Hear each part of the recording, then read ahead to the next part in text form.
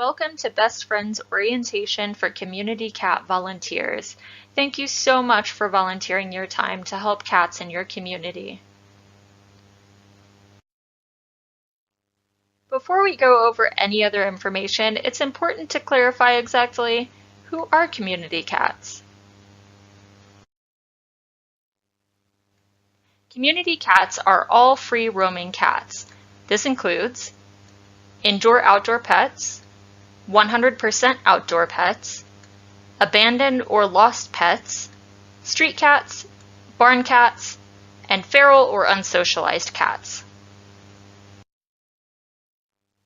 Cats have lived outdoors for thousands of years, and they've long been members of our community.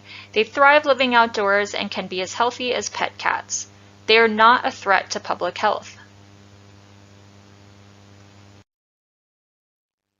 Community cats live in family groups called colonies. Many colonies are managed or overseen by a community cat caregiver. This can just be a person in the neighborhood who feeds the cats regularly and looks out for their well-being.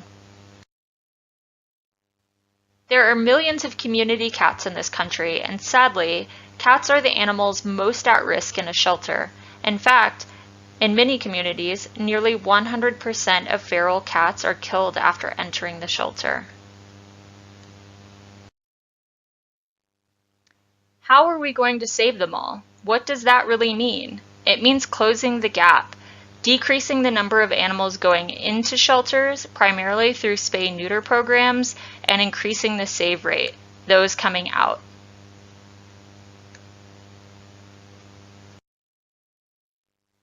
The most effective way to close the gap on community cats is through trap-neuter-return. Trap-neuter-return, or TNR, is a common-sense, cost-effective solution for managing populations of community cats by preventing additional births. Rather than trying to round up, house, feed, and kill more cats, TNR entails humanely trapping cats in the community and then having them evaluated, vaccinated, ear-tipped, and sterilized by a veterinarian. The cats are then returned to their original habitat and can clearly be identified by their ear tip. When you're volunteering with our community cat programs, you'll see a lot of cats with what is referred to as an ear tip. An ear tip is a universal symbol to identify a cat that has been vaccinated and spayed or neutered. The topmost 3/8 inch of the cat's left ear is removed during surgery while sedated. Don't worry, it's painless. In addition to TNR, more and more shelters are using RTF, or Return to Field, to manage community cat populations and save lives in shelters. This is also sometimes called SNR, or Shelter Neuter Return. It's very similar to TNR, but instead of going out into the community to trap cats and bring them to the shelter, RTF focuses on cats who are already in the shelter system. Healthy community cats who have entered the shelter are sterilized, vaccinated, ear-tipped, and returned to where they were found. SNR and RTF programs also allow owned cats to make their way back home. Sometimes friendly cats and kittens are placed into adoption programs, but since almost all shelters are already operating at capacity, the safest option for these cats is to be returned to their outdoor home. Each stray cat brought into a shelter is also a likely indicator that additional cats are living in the same area, so our programs follow up with door-to-door canvassing. It's important to let community members know why we're returning cats to their outdoor homes. Community cat programs have become increasingly popular over the last 25 years, and Best Friends has had initiatives or programs in cities throughout the U.S. In 2018, almost 50,000 community cats were served by Best Friends community cat programs. If you want to help animals in shelters, volunteering with a community cat program is one of the most effective things you can do. Out of all of the programs that Best Friends runs, community cat programs are responsible for the most lives saved. And when these programs are implemented, community cats spend less time in shelters, freeing up resources that staff can then spend on enrichment and care for all of the other shelter animals.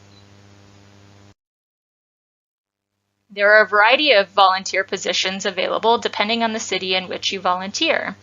Things like data entry, transport, trapping, and building shelters. No matter which city you're volunteering in and what type of work you're doing, you're helping best friends to save lives.